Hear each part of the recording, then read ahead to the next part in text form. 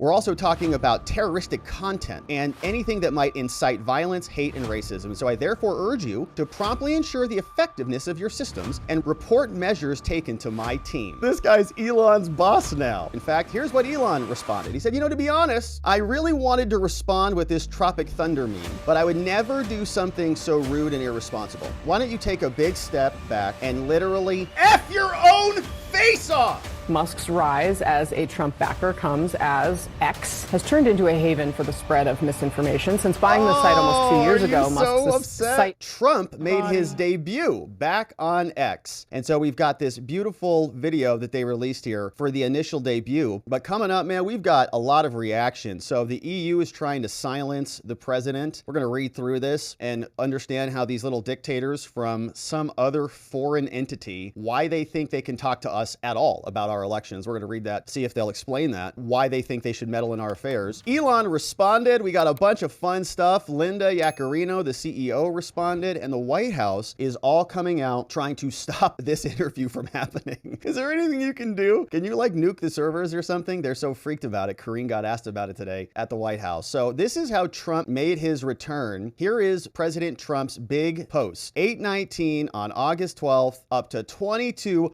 million views all over the place. Here is Trump. Trump has left the building. We can now project the winner of the presidential race. Donald Trump wins the presidency. What started off as unlikely, impossible, is now reality.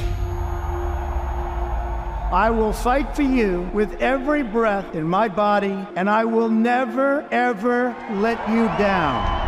We have a president who actually fulfilled the promises he made during the campaign, securing the border to foreign policy. He now has a record as president that's pretty damn impressive. Breaking news out of Palm Beach, The FBI Florida. has executed an unprecedented search warrant at President Donald Trump's Mar-a-Lago estate. The former president has both sides of the political aisle up This is in a arms. dangerous and unstable moment in American history. The Justice Department has just indicted former President Donald Trump. For 7 years, they hated him, they targeted him, they hunted him. This is the epitome of the abuse of the prosecutorial power to preempt political decisions. I never thought anything like this could happen in America. The only crime that I have committed is to fearlessly defend our nation from those who seek to destroy it. The more that a broken system tells you that you're wrong, the more certain you should be that you must keep pushing ahead. They want to take away my freedom because I will never let them take away your freedom. They want to silence me because I will never let them silence you. They're not coming after me, they're coming after you, and I just happen to be standing in their way, and I will never be moving. On November 5th, 2024, justice will be done. We will take back our country, and we will make America great again. America will always rise to every challenge and overcome every danger. Donald Trump seems to always get stronger when challenged. These types of things, I think, give him strength. When I'm reelected, I will totally obliterate the deep state. As long as we have pride in our beliefs, courage in our convictions, and faith in our God, then we will not fail. Welcome back, Mr. President. Good to have you back on X, where the left is losing their minds. We are going to go through some reaction here. This is what Thierry Breton, some guy from the EU who thinks we give a crap what he thinks, says, here with great audience, like Elon has, like Trump has, comes great responsibility. Here's what this whack job says. It says, as there is a risk of amplification of potentially harmful content in the EU, in connection with events with major audiences around the world, I sent this letter to Elon Musk. It says, Dear Mr. Musk, coming from the EU, Thierry Breton, member of the commission. He says, I'm writing to you in the context of recent events in the UK and in relation to a planned broadcast on your platform of a live conversation with Trump yourself, which will be accessible to users in the EU. Now, I understand that you, Elon, are currently doing a stress test of the platform. Elon was doing that last night. He was playing some video games and seeing if he could make sure that the feeds are going to work, the tubes don't break down. In this context, I'm compelled to remind you of the due diligence obligations set out in the Digital Services Act, as outlined in my previous letter. The individual entity ultimately controlling a platform of over 300 million users, 1/3 of them in the EU, that has been designated a very large online platform, a VLOP, you have a legal obligation, Elon, to ensure that X complies with our laws. And that means ensuring that freedom of expression and of information are effectively protected on one hand, and on the other hand, that all proportionate and effective mitigation measures are put in place about the amplification of harmful content. So suppress stuff that we don't like from you, including live streaming, which, if unaddressed, might increase the risk profile of X as a platform and generate detrimental effects on civic discourse. They want civic discourse as long as you have a muzzle on your mouth. And public security. This is important against the background of recent examples of public unrest brought about by the amplification of content leading to disorder. It also implies that informing the EU without undue delay, you need to let us know without undue delay about the measures taken to address our concerns. You must do all of these things. Take timely, diligent, non-arbitrary, and objective action, inform users about action that's taken, and so on. Now, as you know, formal proceedings are already ongoing against X. As the relevant content is accessible to EU users, we cannot exclude spillovers, and therefore, we are monitoring the risks. In the EU, with the dissemination of content that might incite violence, hate, or racism in conjunction with major political events around the world, including interviews. And so let me clarify, Elon, that any negative effect of illegal content on X in the EU, which could be attributed to the ineffectiveness of the way in which X applies the relevant provisions, may be relevant in the context of these ongoing proceedings. And so we're already, after you. And if you violate it, we're coming after you harder. We're also talking about terroristic content and anything that might incite violence, hate, and racism. And so I therefore urge you to promptly ensure the effectiveness of your systems and report measures taken to my team. This guy's Elon's boss now. What's his name? Thierry Breton says, my services and I will be extremely vigilant to any evidence that points to breaches of our community and will not hesitate to make full use of our toolbox, including interim measures, should it be warranted to protect our EU citizens from serious harm. Yours sincerely, copied Linda Yaccarino. This is also signed by Thierry Breton. It's copied to the CEO of X. So this guy, as far as I understand, he's not even elected. He's representing all of Europe. Is that what's happening? This guy's representing all of Europe and he's coming over to America and telling us, you better be careful what you talk about on your own social media platform? Wow. No thanks, brother. We don't give a crap what you say. And Elon doesn't either. In fact, here's what Elon responded. He said, to be honest, I really wanted to respond with this Tropic Thunder meme, but I would never do something so rude and irresponsible. Elon responded, he says to this guy, he just reposted it. He says, you know what? Why don't you take a big step back and literally F your own face off?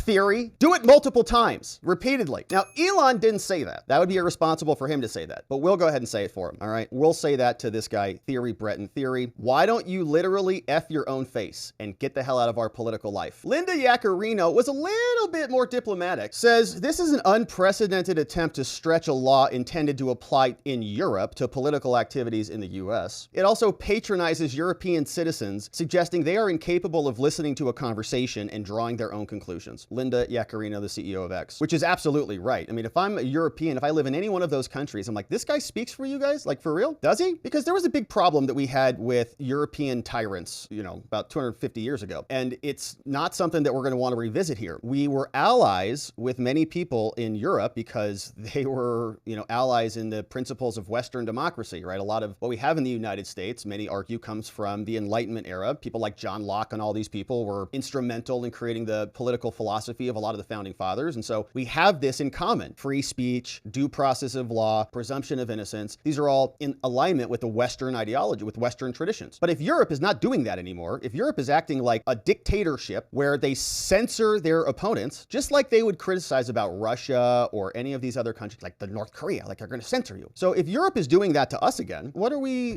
helping them with $100 billion, or how many billions? I don't even know how much it is anymore, in Ukraine and all this stuff anymore. Why? So they can come back over here and censor us? No, thanks. Questions continue to arise about, this so-called commission and what the hell they're doing governing all of Europe. Who is this guy? All right. So now there's a lot of reaction to this. So we know that the White House and others in the media are just freaked about this. We've got other people freaking out on this. Here is CNN's reaction. Donald Trump finding a new ally this election, billionaire Elon Musk. The two men are set to appear on the platform formerly known as Twitter, now X, later Later tonight, for what Musk is promising will be a, quote, unscripted and no-limits conversation. Trump is now getting used to the fact that Musk endorsed him shortly after the assassination attempt, even though he's been critical of SpaceX and the Tesla CEO in the past. And I'm for electric cars. I have to be, because Elon endorsed me very strongly. So I have no choice. Musk's rise as a Trump backer comes as X has turned into a haven for the spread of misinformation. Since buying the site almost 2 years ago, Musk's site has struggled to control it. Elon is filled with misinformation. How do we know? Well, we wrote a bunch of articles about it. Look, they've got a bunch of CNN articles up here. Wow, Zachary Cohen, Marshall Cohen. What are they, married? Here's one, Donnie O'Sullivan, Brian Fung, Marshall Cohen. All these people. We write articles about ourselves and about how amazing we are and how terrible Elon is, and we just reference ourselves in our posts. Split on topics ranging from the election to the assassination attempt against Trump. Sometimes the bad information has been boosted by Musk himself, who posted a conspiracy regarding the attack on Paul Pelosi in October of 2022 before deleting it. Well, it was still a weird thing that happened there. A lot of people were wondering what they were doing, having apparently drinks together. I mean, he had a drink in his hand. It was a weird situation. Anyway, so that's one weird person on CNN having a meltdown. Here's another one. This one reposted via Rob Smith, clips from Johnny MAGA, shared this one. They're just really having a hard time with this. There is a real belief among the campaign that this election, and I think if you look at either side, they both believe this, is going to be decided by a finite number of voters. And Trump campaign believes that they have to reach out to those voters in non-traditional ways. And part of that might be doing an interview with Elon Musk. Elon Musk has a big social media following. These are people who aren't going to tune into traditional news, who aren't going to follow politics